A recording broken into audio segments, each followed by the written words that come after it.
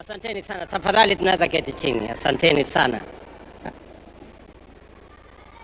Baba wetu Askofu Joshua Kimuyu na viongozi wa kanisa, ndugu viongozi wenzangu, gavana wetu, CS, wabunge, MCS, ndugu wa Kristo, watu wa Kibraham, jambo. Bwana Yesu asifiwe. God is good and all the time. Asanteni sana. Kwanza mimi nataka nimshukuru Mungu kwa kutupatia nafasi hii tufike hapa leo katika ibada ya maombi katika kanisa letu la AIC hapa Kibera. Nataka niseme ya kwamba ni mara yangu ya kwanza kufika katika kanisa hii, na nimekuwa nikitamani sana kwa sababu ya historia ya kanisa hii, waanzilishi wa kanisa hii, marafiki zetu waliotutangulia, lakini sijapata nafasi ya kufika hapa. Leo ni historia ya kwamba Mungu ameniwezesha nifike hapa. Asante sana kwa kutukaribisha. Asante sana askofu kwa kutenenea neno la Mungu. Na kwenu waumini wa Kristo wa hapa, asanteni sana kwa kutukaribisha. Mimi nitasema kwa kifupi kwa sababu ndugu zangu hawa walionena mbele yangu wameongea kwa kirefu. Na vile wewe askofu ni kiongozi ya wale wachungaji na pastors, mimi pia ndio kiongozi ya hawa. Gavana, MCA, hii ni jeshi yangu pia. Na kama kuna mahali wamekosea, wakulaumiwa ni mimi, kwa sababu ndio timu yangu. Mimi nataka niwashukuru sana, na nimemshukuru Mungu zaidi kwa sababu ya vile nimeona bidii yenu katika kanisa hii, na nimeona ni mahali ambapo ni pa bottom up. Nimeona watu wa hapa ni watu wa bottom up, kwa sababu kiongozi wa kanisa amesema wakaaji wengi, washiriki wengi wa kanisa hii ni wakaaji wa hapa. Na mimi nawashukuru sana kwa sababu mimi niko na uhusiano na watu wa bottom up. Kwanza ningependa kusema ya kwamba kwa neno la Mungu ambalo tumesomewa, askofu ametuambia majira ndio haya. This is the time ya kujenga kanisa la Mungu. Na mimi nakubaliana 100% ya kwamba this is the time ya kujenga kanisa la Mungu hapa Kibera na sehemu zingine zote. Na mimi nataka niwahakikishie ya kwamba hiyo kazi ya ujenzi wa kanisa la Mungu tutafanya kwa ushirikiano pamoja na wote ambao wako tayari tufanye kazi pamoja. Tukianzia kanisa hili lenu, nimepata kuambiwa ya kwamba pale nyuma iliharibika kwa sababu ya mambo ya post-election violence. Na tangu wakati huo haijajengwa vizuri. Mmekuwa mkikarabati sehemu baada ya nyingine. Lakini kwa sababu mimi nimefika hapa leo, mimi ni mwana AIC.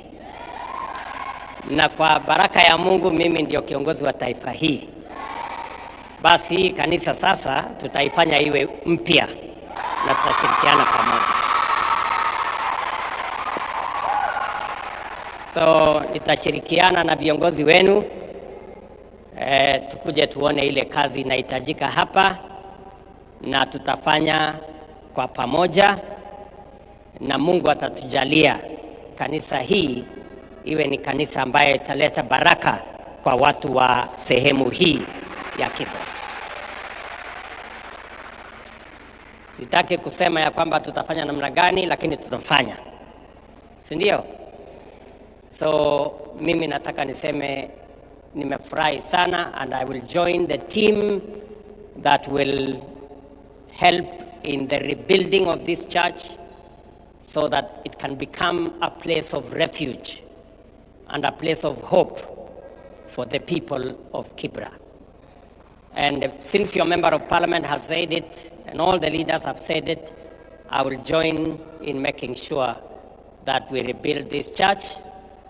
Vile vile mumenieleza ya kwamba hii barabara ya Fort Jesus ambayo inakuja mpaka hapa na kuelekea pale mbele inawasumbua mara nyingi, haipitiki. Pia hiyo barabara serikali ya Kenya tutawajengea.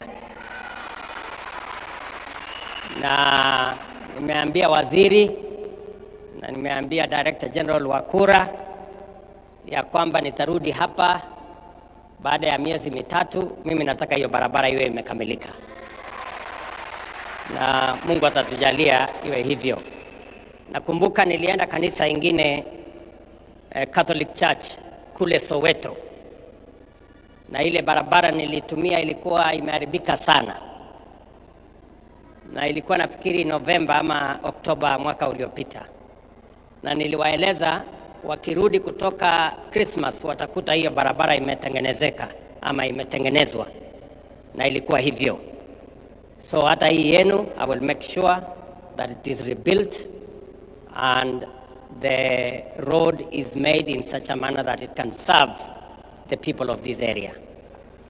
Vile mumeambiwa, sio barabara hii yenu peke yake.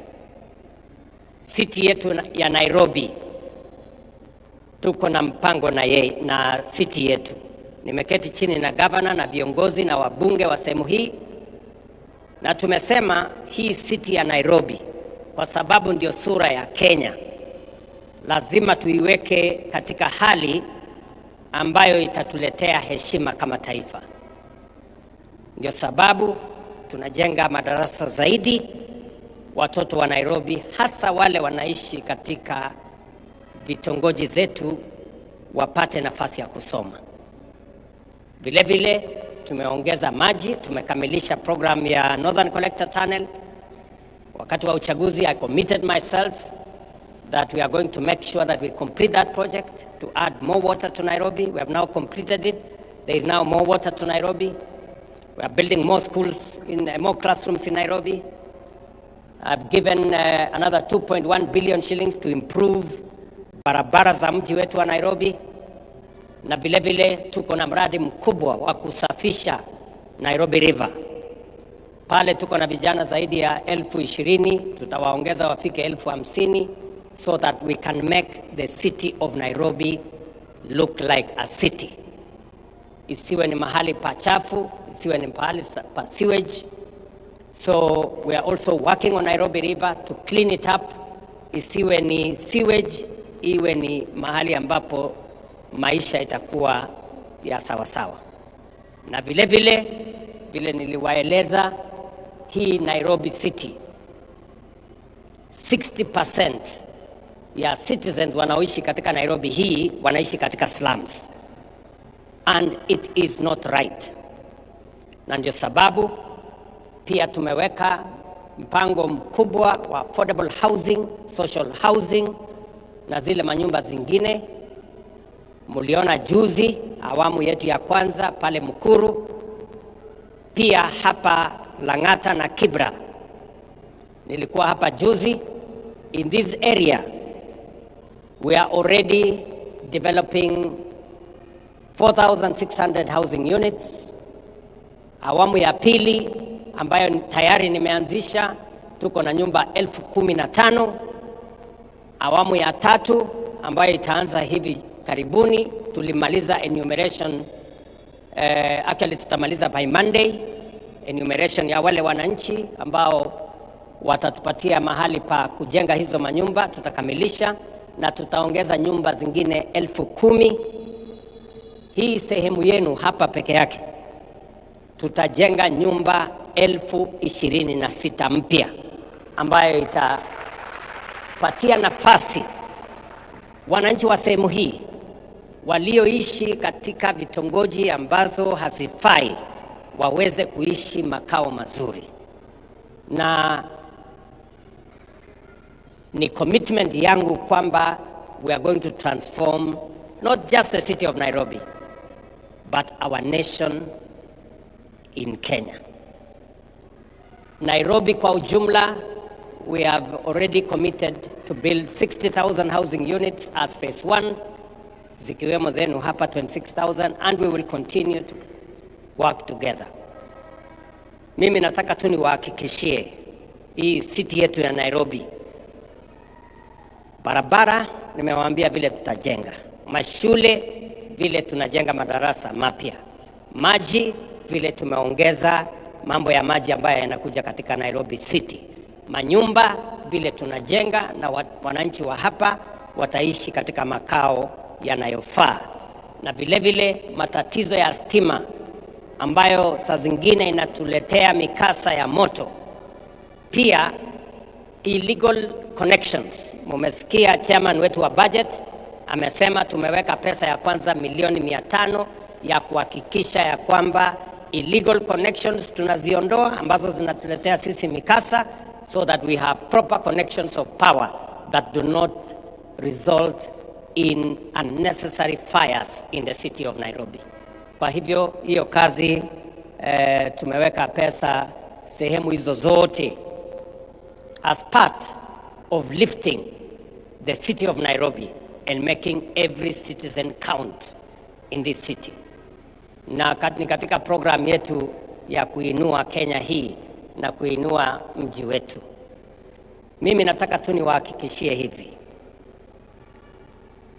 mimi kama kiongozi wa taifa hii, kwa neema ya Mungu na kwa kura za wananchi wa taifa letu, mimi mission yangu ni mambo mawili ya muhimu. Jambo la kwanza ambalo ni la muhimu katika taifa letu la Kenya ni kuunganisha wananchi wote wa taifa letu la Kenya, kutoka jamii zote, kutoka mirengo zote, tuwaunganishe hata mbali na dini, ili tuwe na umoja, kwa sababu umoja ni nguvu. Na nafasi hiyo ya kuunganisha taifa letu la Kenya ni nafasi ya kipekee, and I am going to lead from the front in making sure that we have a nation that is united. It is not only constitutional. Katiba ya Kenya inaniamurisha kama rais kuunganisha watu wa taifa letu la Kenya na kuondoa ubaguzi wa aina yote. Na jambo la pili, ni vizuri na tutafanya bidii kuhakikisha kwamba tunawaunganisha wananchi wa taifa letu la Kenya.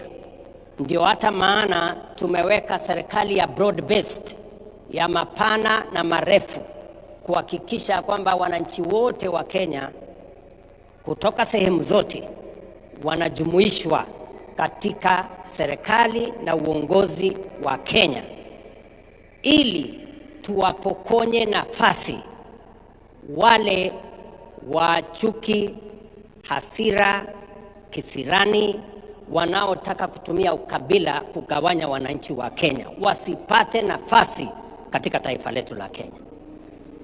Na mimi nataka niseme hivi nikiwa hapa kanisani, it is not only constitutional for us and for me especially to unite the people of Kenya, it is also biblical. Neno la Mungu katika Zaburi 133 inasema mambo mawili ya muhimu. Ya kwanza inasema how good and how pleasant it is for brethren to live together in unity. Alafu mstari wa 3 inasema where there is unity, God commands a blessing. Yani nchi hii yetu tukiwa na umoja, Mungu ataamurisha baraka katika taifa letu la Kenya. And that is why I am committed to the unity of this nation, so that God can command a blessing upon our nation. And we can walk together as citizens, brothers and sisters of one nation with a common destiny. Jambo la pili ambayo assignment mimi niko naye, because I told you I am a man on a mission. Number one, to unify the people of Kenya. Na jambo la pili ni transformation ya nchi hii. Transformation ya Kenya, askofu vile umesema, majira ndio haya, wakati ndio huu, nafasi ndio hii, miaka ndio haya ya transformation ya taifa letu la Kenya. Na kwa mapenzi ya Mungu, hiyo assignment Mungu amenipatia ya transformation ya Kenya haitachelewa tena. Transformation ya kilimo ituzalishie chakula, ituondolee njaa na itupatie mapato na kutuongezea exports. Transformation ya elimu, walimu wapatikane kwa wingi, mtoto wa Kenya hata mmoja asibaki nyuma. Tuhakikishe watoto wetu wanapata elimu, kwa sababu elimu inatupa usawa. Transformation ya mambo ya afya. Leo tuko na mpango ya SHA ambayo inafikia kila mmoja, kila Mkenya. Sasa inawezekana mtu wa Kibra hapa, mama ambaye hangekuwa na uwezo, kijana mzee ambaye hangekuwa na nafasi ya kuwa na bima ya afya, kwa SHA inawezekana kwa kila Mkenya. Na tumesema katika hiyo SHA wewe utalipa kulingana na uwezo wako, na yule ambaye huna uwezo tutakulipia kama serikali ya Kenya. Lakini kila mmoja wetu ataenda hospitalini, atatibiwa na ataenda nyumbani bila ya kuhangaishwa na bills ya hospitali. That is the commitment we are making, the transformation of our nation. Na vile vile masoko tujenge, nyumba tujenge, county aggregation and industrial parks tujenge, special economic zones tujenge, ili tuweze kuzalisha ajira, tuweze kuwa na exports, tuzalishe utajiri, ndio tuondoe umaskini katika taifa letu la Kenya. That is my mission, and that is what I am asking all of us. Tushirikiane. Transformation is not easy, but it is necessary, it is desirable, it is what we must achieve. Na mimi nashukuru viongozi wote waliokubali ya kwamba tushirikiane na tufanye kazi kwa pamoja, ndio tuweze kubadilisha nchi yetu iwe ni mahali ambapo sote tunajivunia kama wananchi wa taifa hii. Kwa muda mrefu, wachache wamejivunia, wengi wamevumilia. It is time for all of us to know that lifting those who are down so that we can pursue equity is not injustice to those who have. Let us work together. Tushirikiane pamoja katika kazi hiyo. Na kwa hivyo mimi nimefurahi sana kufika hapa. Asanteni sana kwa kutuombea sisi tulio na nafasi ya kuongoza ama nafasi ya uongozi, kutoka MCS wetu, wabunge, sote ndio tuwe na umoja, Kenya hii iweze kwenda mbele. Hapa mlipata msiba juzi, jana kwa mkia jana, na nasema poleni sana kwa wenzenu wa kijiji hii mliowapoteza. Tutapitia huko tuseme pole zetu na kuwahakikishia ya kwamba msaada wa serikali utakuwa kamili. Tulikuwa na shida kule Kamkunji, tulikuwa na shida Mathare, tukaongea na Mheshimiwa Oluoch, tukaongeza Mheshimiwa Yusuf, na huyu waziri ako na amri ya kutosha kuhakikisha kwamba kila Mkenya anashughulikiwa mahali alipo, na kwa sababu naona ni mtu wako na urefu wa kiasi, hawezi kupata kutizama kwamba kila mahali imefikiwa. Kwa hivyo asanteni sana, nimefurahi sana kufika hapa AIC Kibera. Poleni nimechelewa, ningekuwa nimefika hapa mapema, lakini I think God's timing is the best. So tumefika hapa.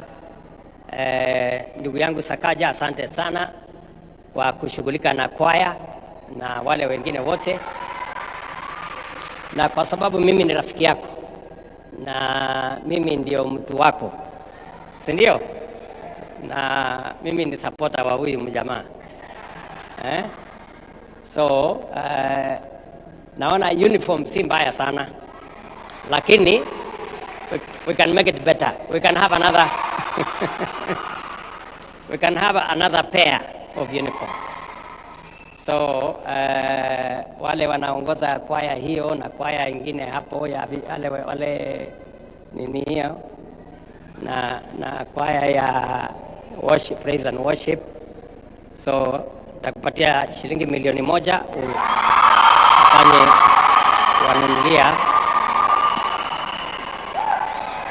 wanunulia uniform, another pair of uniform for these good people, so that you can continue to shine. Si ndio? Ndio muendelee kumsifu Mungu kwa nyimbo na kuwaleta walio mbali karibu. So otherwise mimi nasema asante sana, nimefurahi kufika hapa. Mambo yale mengine yote tutasidi na kushirikiana na viongozi wetu wa hapa Nairobi, na taifa letu la Kenya is a blessed nation. I just want to tell you, this is a great nation. It is a blessed nation, and I am confident this country is going places. Na kwa ushirikiano, kwa pamoja, kwa kufanya kazi kwa kuelewana, na sote tutafaulu tukiwa pamoja. Asanteni sana kwa yale mnayofanya, asanteni kwa kuombea taifa letu la Kenya, na msijali na wale ambao wanaongea maneno mengi. Makelele yale yanaendelea hayajaanza sasa. Hata kule wakati Nehemia alikuwa anajenga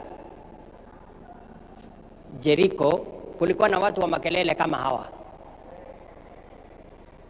Walikuwa wanasema hii ukuta mnajenga hii haiwezi kufanyika, hata mbweha akirukia tu itaanguka. Ndio mmekuwa mkisikia wakiongea. So don't worry about those people. Let us not waste time focusing on people who have no plan, who have no agenda, and who have no vision. Let us focus, and I want to ask the people of Kenya, the leaders of Kenya, let us focus on the transformation of Kenya. It is happening. Our agriculture is being transformed. Our economy is undergoing transformation. Our education is undergoing transformation. Our health is undergoing transformation. Let us focus on that transformation, because that is what will determine a destiny that befits all of us. Let us ignore the naysayers. Let us ignore those who have nothing to offer to us except insults, name calling, and ethnicity. Let us focus on the future of the nation. And I am confident about the future of Kenya. Kenya is a great nation. Nobody should tell you anything less. Kwa hivyo asanteni sana, mubarikiwe sana, na nitarudi hapa tena. God bless you.